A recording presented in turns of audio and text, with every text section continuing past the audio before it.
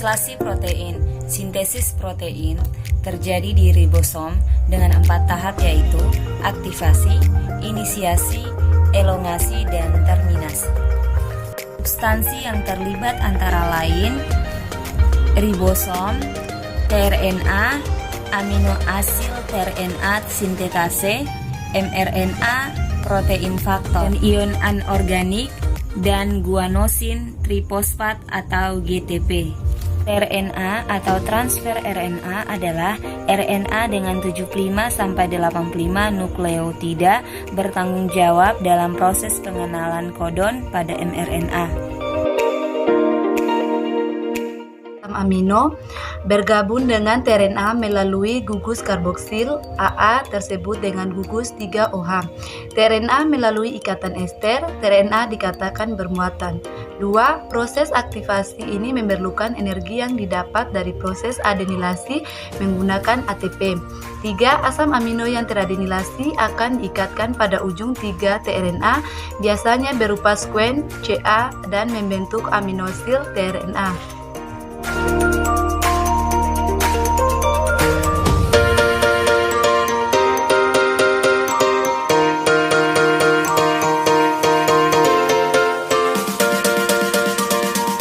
Proses inisiasi melibatkan perakitan komponen translasi, yaitu yang pertama 2 subunit ribosom, yang kedua mRNA, yang ketiga amino asid tRNA pertama atau the target tRNA with the first amino acid, yang keempat OTG sebagai sumber energi, yang kelima atau yang terakhir faktor aniasi atau initiation factor atau IF yang membantu perakitan kompleks inisiasi.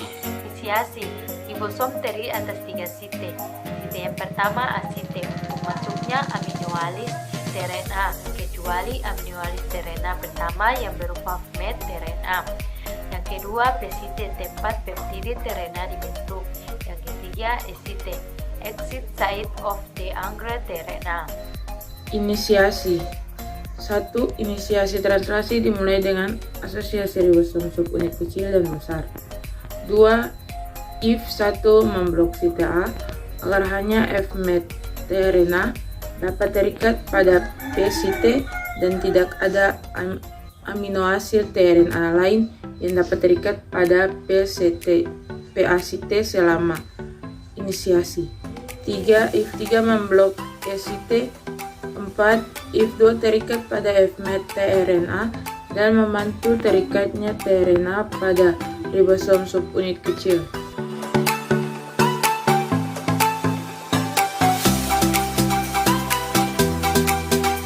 Translasi. 61 buah kodon dapat digunakan untuk pembentukan ikatan peptida dan 3 kodan UAA, UAG, dan UGA merupakan tanda stop tindakan dapat untuk mengkode pembentukan rantai polipeptida, dan kodon start adalah AUG methionine.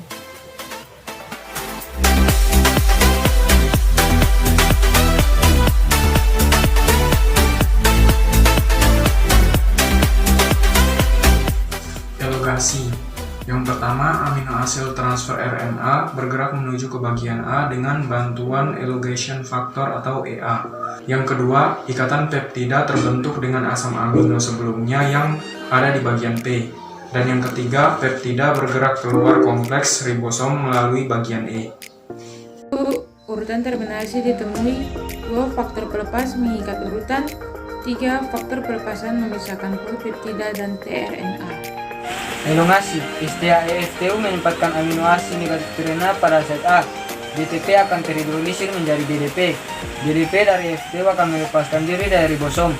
Faktor kedua, EFTS berikatan dengan EFTU dengan melepas GDP.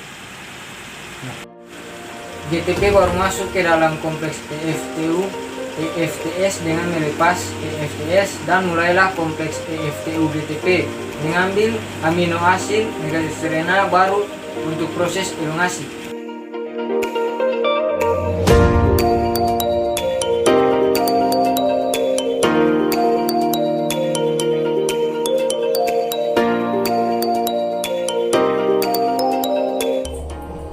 Terminasi. Secara normal, amino asid tidak dapat terikat pada kondon UAA, UAG, dan UGA atau kondon stop.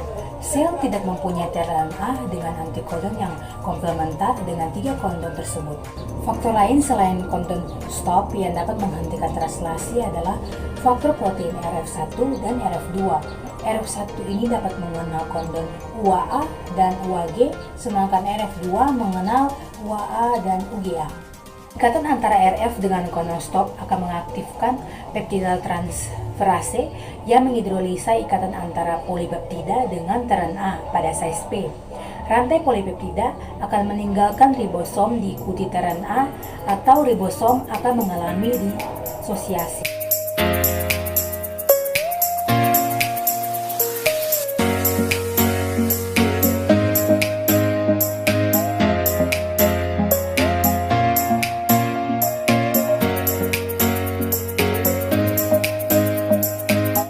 Monosistonik dan polisistonik. Molekul mRNA terdiri atas rangkaian-rangkaian nukleotida yang dapat ditranslasi dan yang tidak dapat ditranslasi. Polipeptida paling banyak hanya terdiri atas 500 asam amino yang dapat ditranslasi, dikenal sebagai mRNA monosistonik, karena hanya mampu membentuk tidak lebih dari satu macam polipeptida. Dan molekul mRNA prokaryotik dapat mentranskripsi lebih dari satu macam polipeptida, disebut mRNA polistronik. Contoh mRNA polistronik E. coli pembentuk tryptofan dengan panjang 7.000 rangkaian basa dapat membentuk 5 macam enzim.